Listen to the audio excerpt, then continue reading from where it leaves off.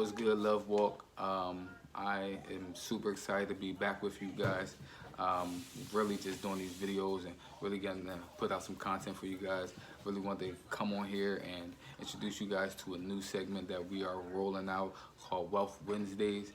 It's going to be jam-packed with a lot of instructions, with a lot of knowledge, with a lot of quotes. Really just to help us grow in a couple of different areas. I'm going to be bringing to you guys 6 different key wealth topics. They are super important for, I believe, in growth, super important for marriage, just super important for a lot of different reasons. But what I want to say is that I'm not really an expert in any of these areas.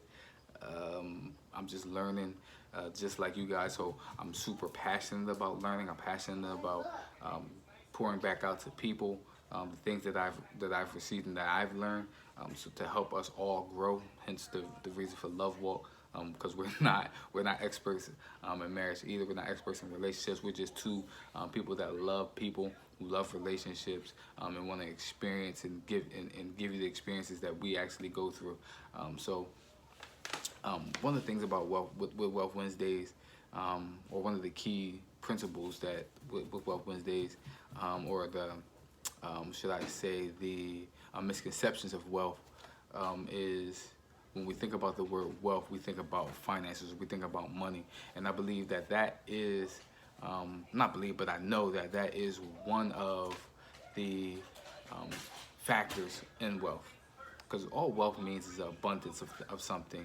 So like you heard of a wealth of knowledge, right? So a wealth of knowledge, all that means is that I have abundance of knowledge in a particular area or a particular field, because I've done a lot of studying that, or I've gone through a lot of experiences in that area, which has given me a wealth of knowledge. So the wealth, the word wealth specifically means an abundance of something, and that is what I want to talk to you guys about during these Wealth Wednesdays. Like I said, we're going to give you 6 principles on what Wealth Wednesdays, and the first topic that we're going to discuss is finances. Finances is super important. I believe that is one of the most talked about things in the Bible, but it's also it's universal. It's worldly.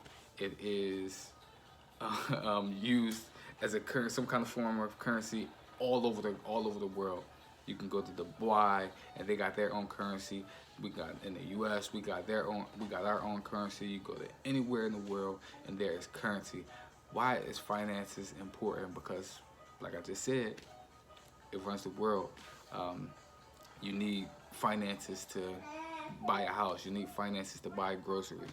You need finances to get married. You need finances to pay rent. Just to live, you need finances. And I know some of you guys are like, well, I trust God and I believe God.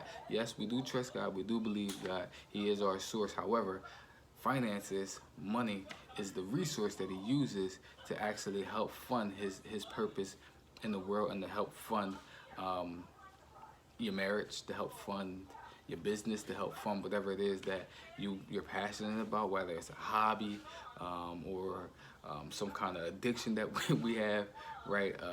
Some of us have fetish, some of us love shopping, some of us love cars, stuff like that. All those things take money, right? Take finances to achieve these things and to get these things. So finances is super important. And whoever tells you that finances isn't important and they can live without the finances, I dare you to try and actually do it. I guarantee that you won't you won't survive. But it's also important to know that the finances really is like, what is finances for, right? It's not really just to fund whatever it is that you want, but it's important to actually be able to have those finances to give back and to help build up the people that are around you. So the next thing I want to talk about is social wealth. I'm talking about building up those people around you. Social wealth is really about building a relationship with those who are closest to you, as well as building and furthering relationships with people who are like-minded. So basically, a lot of people would call it like networking, so social networking or whatever it is. I like to call it social wealth because it's the things that you gain from the relationships that you create, the relationships that you have, the relationships that you make with somebody else. So like the person that you have, the person that you met on the street, and you kind of connected together.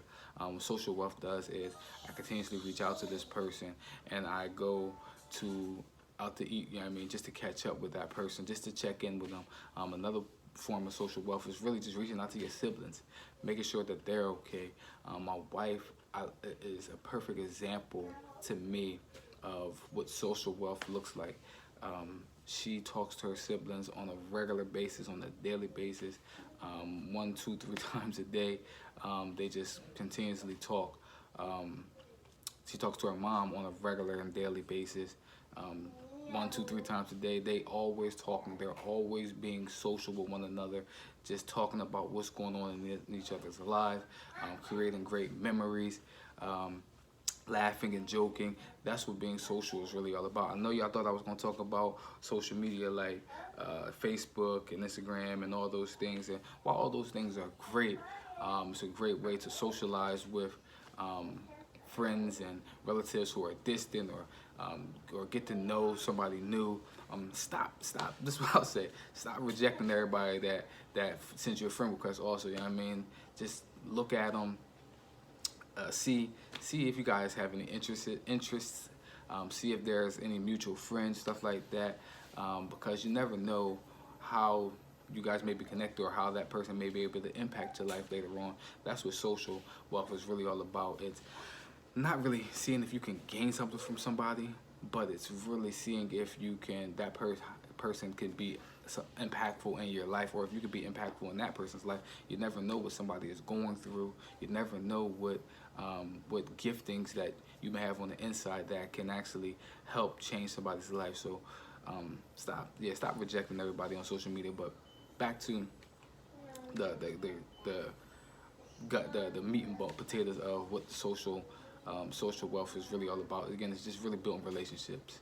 If you have relationships that you are struggling with, if you have relationships that you want to get better with and stronger in certain areas, that's what we're going to be talking about with the social wealth. It's really just helping us grow our relationships, whether it's, again, in our house or the ones that's directly in front of us, or if we want to grow in another area. How do we do that? How does that look? What does that look like? One of the things I actually also want to talk about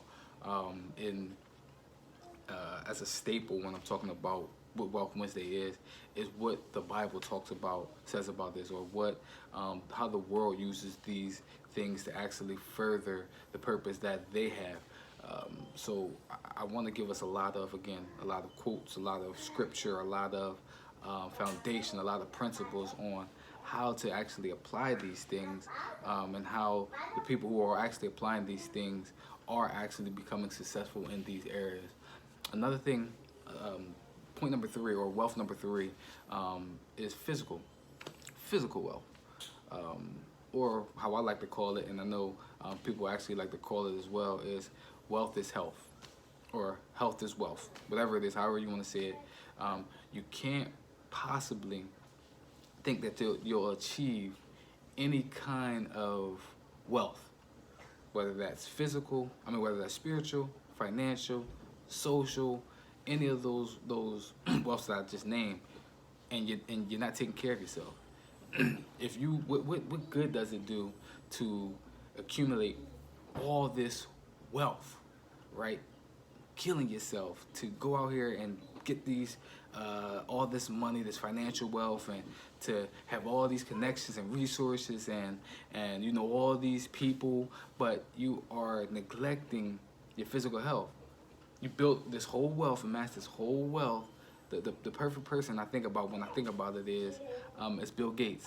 Not Bill Gates, Apple founder. Forget his name. I can't think about his name right now.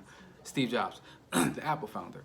So he accumulated all this wealth, but when he was dying, he said he would rather have all the wealth that I'm gonna talk about, the social wealth um, and the physical, he would have all those things than the billions that he's accumulated. Again, while it's cool to have billions, some of y'all are like, man, shoot, give me the billions. I don't need no friends. Give me the billions. I'm good. I die at the age of 50 if I got $1 billion in the bank.